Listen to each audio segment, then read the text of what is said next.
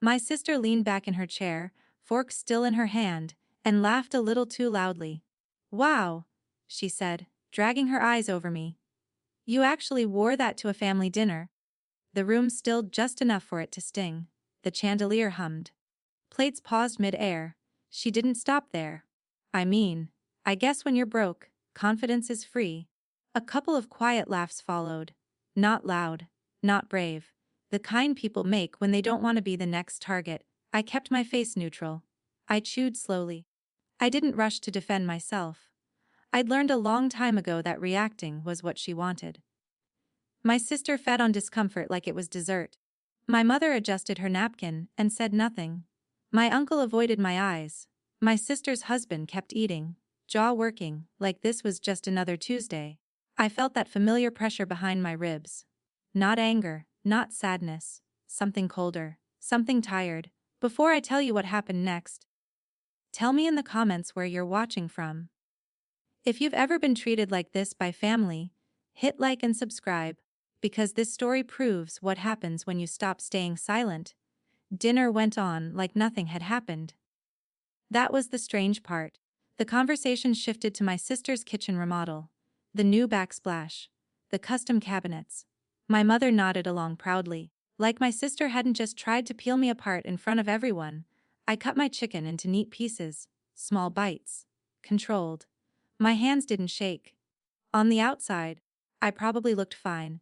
On the inside, my mind was counting. Not plates, not seconds, years. This wasn't new. My sister, Lauren, had been doing this since we were teenagers.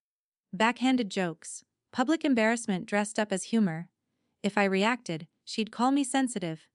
If I stayed quiet, she'd smile like she'd won something. What changed that night wasn't her behavior. It was the timing, because this dinner wasn't just a dinner. Everyone knew that. No one said it out loud, but it sat at the center of the table like an extra place setting. Our father's will was being read in 2 days. My dad had passed 3 weeks earlier. Sudden. A stroke. One phone call that split my life into before and after. We were still using words like arrangements and paperwork, as if that made him less gone. Lauren had taken control immediately. She always did. She organized the catering for the memorial. She chose the flowers. She spoke to the lawyer.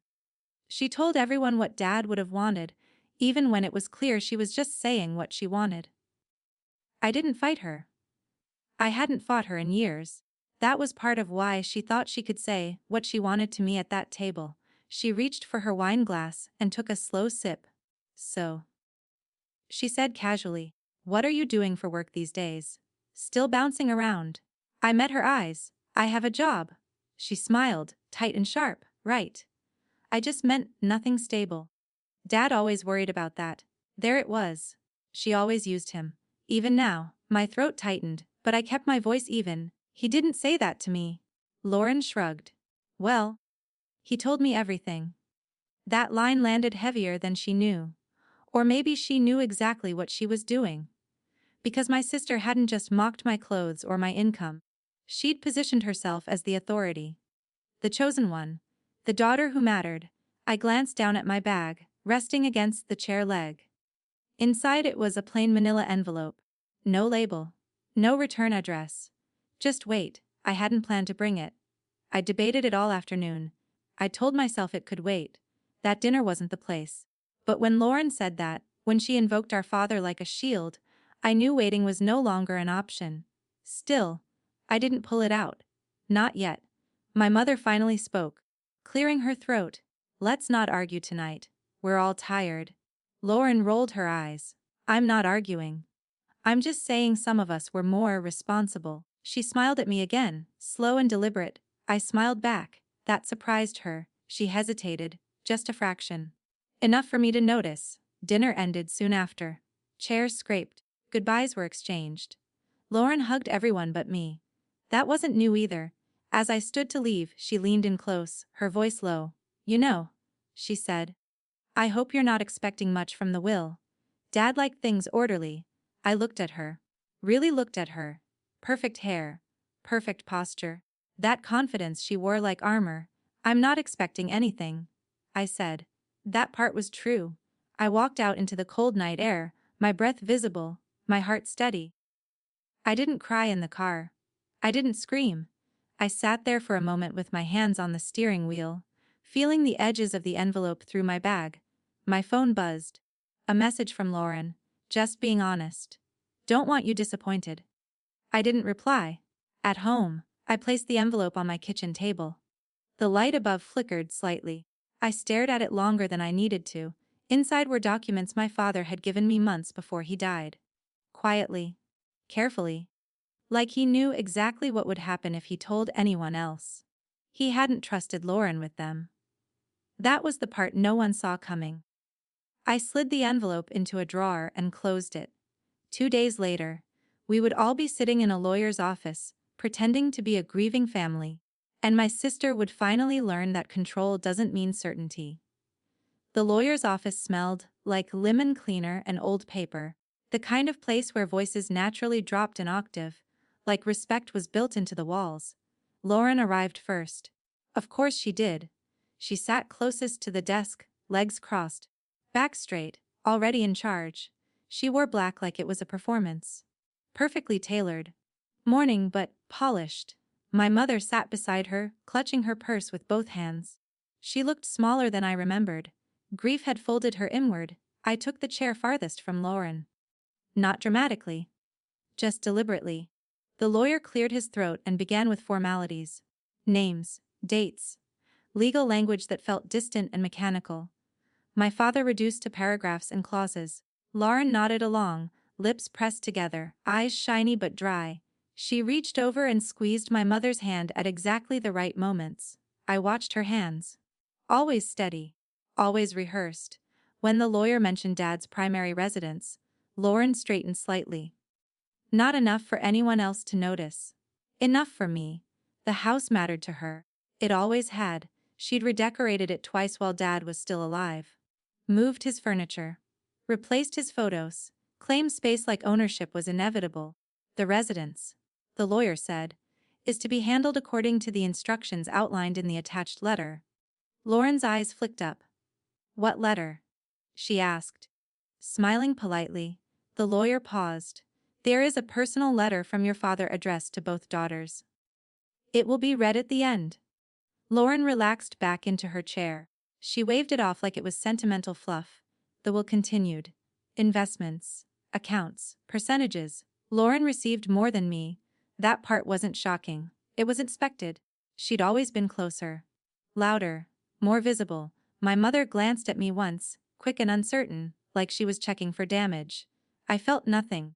Or maybe I felt everything and it had settled into something quiet. Then the lawyer reached the final section. There is also, he said, adjusting his glasses, an envelope to be submitted before the letter is read. Provided by one of the beneficiaries. Lauren frowned. I don't remember that. The lawyer looked down at his notes. It was delivered this morning. My heart didn't race. It didn't need to. I knew exactly what he was talking about. He looked at me. Miss Carter. I nodded once and reached into my bag. The envelope felt heavier than it had at dinner. Not because it weighed more. Because now it mattered. Lauren turned fully toward me for the first time that morning. Her expression wasn't mocking now. It was confused. Annoyed. What is that? She asked. I stood and handed the envelope to the lawyer without looking at her. It's documentation my father asked me to keep. I said. My voice didn't shake. He told me to submit it if there were any questions about his decisions. Lauren laughed. A short, dismissive sound. Questions about what? This is ridiculous. The lawyer didn't respond to her. He opened the envelope slowly, methodically. Papers slid out. Originals. Signatures. As he read, the room shifted, not dramatically. Not all at once. But enough. Lauren leaned forward, irritation creeping into her face. Why are we doing this now? She snapped. This should have been handled earlier. The lawyer held up a hand.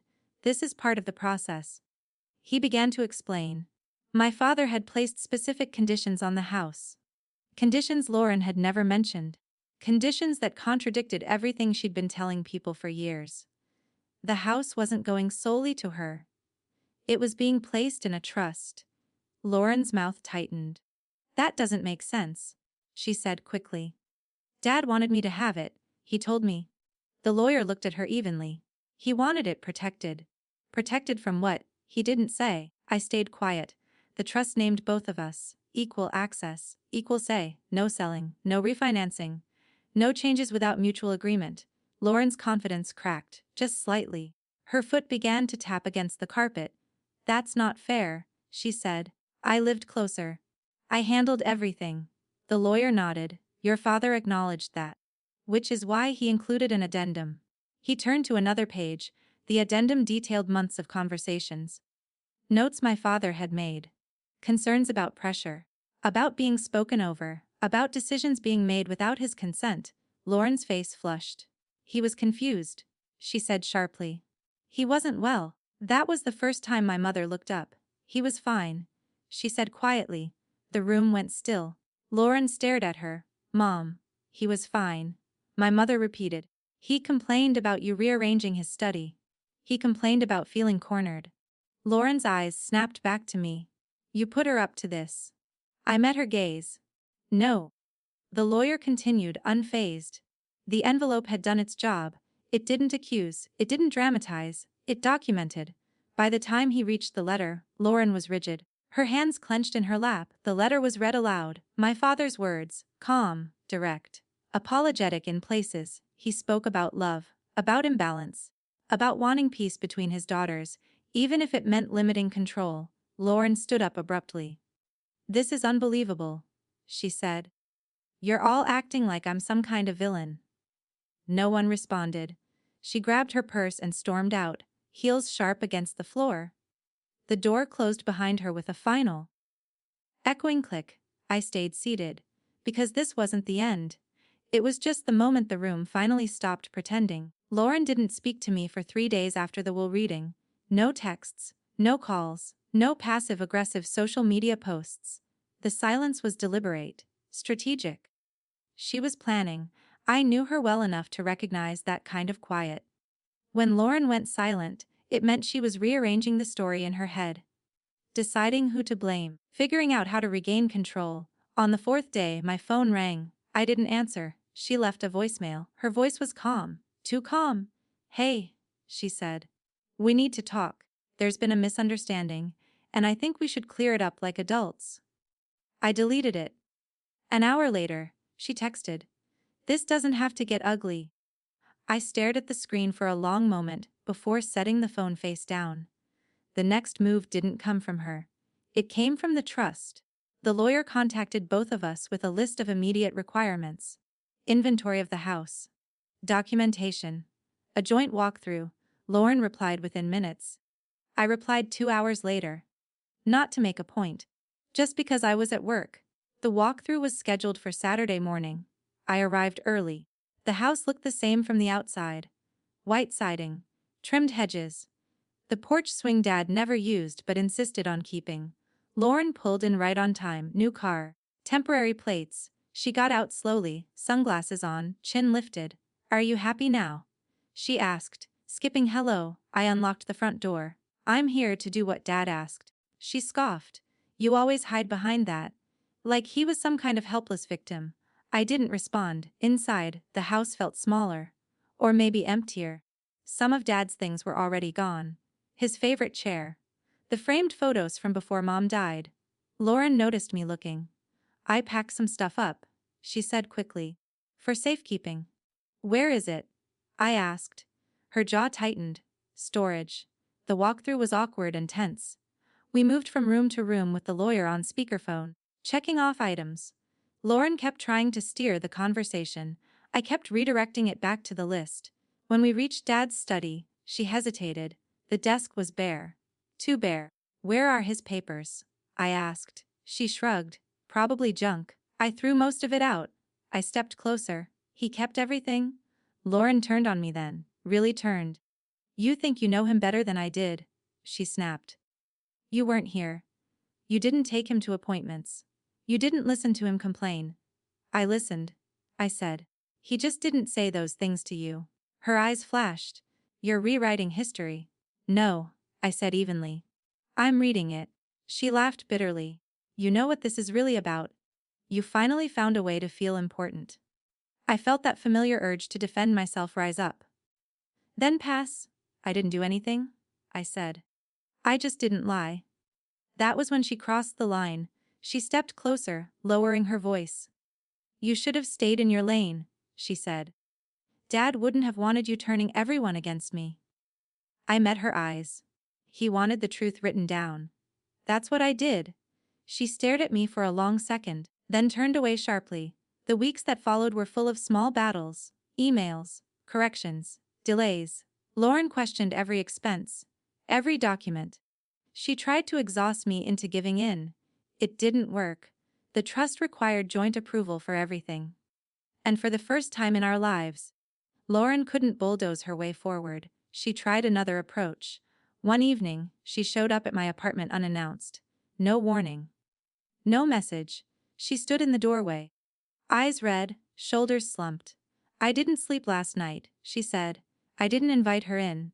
This is killing me, she continued. I feel like I'm being punished for caring. I leaned against the doorframe. This isn't about punishment. She looked at me then, really looked. So you're just going to let me suffer? I exhaled slowly. I'm going to let consequences exist. She flinched. That word hit her harder than anger ever could. She left without another word. A week later, the lawyer called again. There was a discrepancy. Missing items from the house. Items that had been listed in the inventory. Lauren denied taking them. The trust didn't care. Documentation was requested. Receipts. Storage contracts. Proof. For the first time, Lauren sounded scared, and for the first time, I understood something clearly. This wasn't about revenge. This was about boundaries being enforced by ink and signatures instead of my voice. And there was still one more thing my father had arranged that Lauren hadn't discovered yet. The email came on a Tuesday morning. No subject line, just an attachment from the lawyer and a single sentence. There is an additional directive your father requested we release at this stage. I stared at the screen longer than I needed to. My coffee sat untouched beside me, cooling. Lauren replied before I even opened the file. What is this now? She wrote. This is getting out of hand. I opened the attachment. It wasn't a legal amendment. It wasn't financial, it was procedural, quiet, precise. My father had requested an independent audit of all financial activity tied to his accounts during the last 2 years of his life. Not because he suspected theft. Because he wanted clarity. A clean record. Lauren had been his primary contact during that time. Her name appeared on nearly every transaction. The audit wasn't an accusation. It didn't need to be. It simply required documentation for withdrawals, transfers, and purchases made on his behalf. Lauren called me within minutes. What did you do? She demanded, skipping hello. I didn't do anything, I said. This makes me look like a criminal. It makes you look accountable? Her breathing was sharp on the other end of the line. He trusted me. He trusted the process, I said. That's why he wrote it down. She hung up on me. The audit moved forward without drama. That was the worst part for her. No shouting, no scenes, just emails and deadlines and neutral third parties. Lauren missed the first deadline, then the second. The lawyer reminded her politely. Firmly. She showed up at the office 2 days later unannounced. I wasn't there, but my mother was. She told me about it afterward, her voice low and unsettled. Lauren cried. Not quietly. Not neatly. She accused everyone of betrayal. She said Dad would be ashamed. She said I was poisoning the family. My mother didn't defend her. That silence said more than anything I ever could have. The audit didn't uncover theft. It uncovered something smaller, something more human. Misuse, blurred lines, money spent without asking. Decisions made out of entitlement, not malice. But intent didn't matter. The trust had rules. Lauren was formally restricted from managing any financial matters related to the estate. Temporarily. Procedurally. Undeniably. She sent me a message that night. I hope you're proud of yourself. I read it once and deleted it. A month passed. Then another. The house remained untouched. No renovations, no listings. No temporary changes. Lauren stopped calling. She stopped trying to negotiate. She stopped pretending. We existed in the same city, but not the same world. One afternoon, my mother invited me over for tea. Just the two of us. That hadn't happened in years. She sat across from me at the kitchen table, hands wrapped around her mug. "I didn't see it," she said quietly. "I should have." I didn't rush to comfort her. I let the words land. She always spoke so confidently. My mother continued. "I thought that meant she was right." I nodded. "Confidence isn't the same as care." My mother looked up at me, eyes wet. "He trusted you," she said. "In ways I didn't understand." I thought about my father handing me that envelope months ago. The weight of it. The responsibility. "He wanted balance," I said. "That's all." As I stood to leave, my mother touched my arm. "I'm sorry," she said, "for the dinners, for the silence." I believed her. Not because she said it perfectly. Because she said it without excuses. Lauren didn't come to the next family gathering. No one mentioned her absence. It was quieter. Lighter. I sat at the table and ate without being watched. For the first time, I realized something had shifted permanently. Not power. Position. And there was one final step left before everything settled. The final meeting wasn't dramatic. No raised voices. No slammed doors. Just signatures and quiet acknowledgement. Lauren arrived late. She sat farther away this time. No sunglasses, no posture. She looked smaller. Not defeated, just exposed. The lawyer reviewed the last items. The audit was closed. The restrictions remained. The trust stood exactly as written. No appeals. No adjustments. Lauren didn't interrupt. She stared at the table, jaw tight. Hands folded like she was holding herself together by force. When it was over, the lawyer asked if there were any final questions.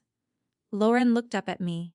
"Was this really necessary?" she asked. I considered her face. The years of dinners, the jokes, the control. "Yes," I said. "It was." She nodded slowly. Like she'd expected that answer all along. We walked out separately. No confrontation. No closure speech. Just distance. Weeks passed. Life returned to a new version of normal. I visited the house sometimes. Not to claim it. Just to remember. I sat on the porch swing. I left things where they were. Lauren didn't come by. The family stopped asking me to smooth things over. They stopped expecting me to absorb discomfort so others could feel comfortable. That was the real inheritance. One afternoon, I found myself at another dinner. Different table. Different people. Someone asked what I'd been doing lately. "I've been learning to stop explaining myself," I said. No one laughed. No one challenged it. That night, I thought about the envelope. How thin it was. How much weight it carried. It didn't change everything. It just stopped one person from controlling the story. And for the first time in my life, that was enough.